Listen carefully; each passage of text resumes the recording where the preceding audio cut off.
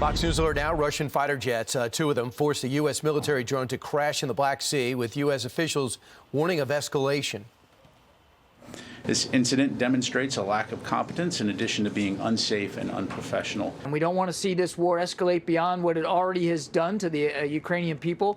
And so this was inappropriate, unsafe, unprofessional conduct by the Russian pilots. So again, the Biden administration is great at going into the fetal position when attacked. Congresswoman Nancy Mace joins us now. Congresswoman, I know the gravity of the situation, but the Russians should understand what the gravity is if you do things like this. Don't you agree? Yes, and there ought to be consequences to their actions. But the problem is that when America is weak, the world is weak. And you mentioned earlier, Brian, our withdrawal from Afghanistan, the way in which we did that. Our world leaders saw that. They saw our weakness in the way we've dealt with China. They see our weakness on the world stage, and we're vulnerable because of that.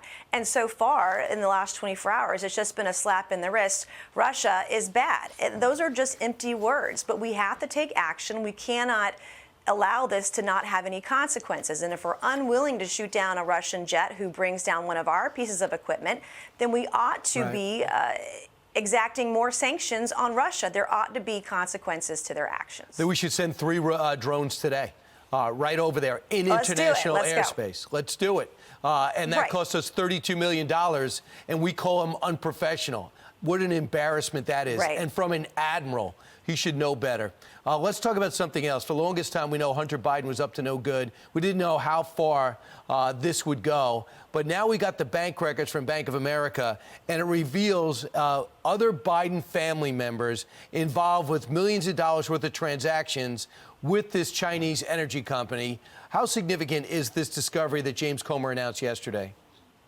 This is major. This is a major discovery. We are also getting access to the suspicious activity reports from the Department of Treasury. But what we learned yesterday was there are multi-million-dollar deals that China paid one of the Biden associates, and within 24 hours, less than 24 hours actually, that money was then given to 3 members of the Biden family. To say that China wasn't paying off Biden or his family members would be a lie. That is exactly what they were doing, multi-million dollars worth. And it's insane that people don't want to have this investigated. Treasury has not helped. They finally gave it over. They wanted to know why. You weren't in the majority. Now that you're in the majority, what other things are you looking to subpoena, to request?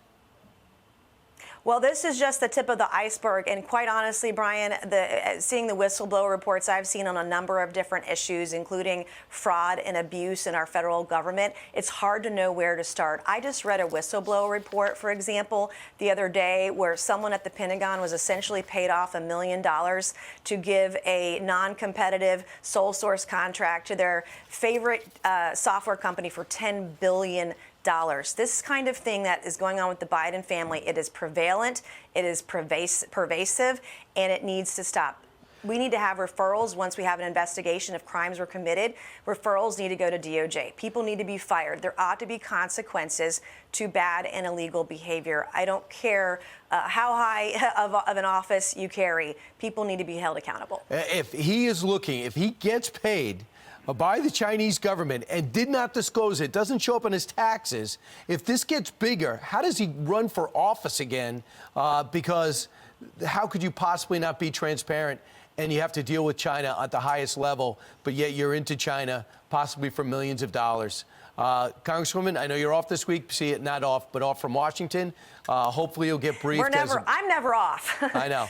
Hopefully you'll get briefed as a member of the Armed Services Committee, and there'll be a stronger response today. Thank you so much. Thank you, Brian. Right. I'm Steve Ducey. I'm Brian Kilmeade. And I'm Ainsley Earhart. And click here to subscribe to the Fox News YouTube page to catch our hottest interviews and most compelling analysis.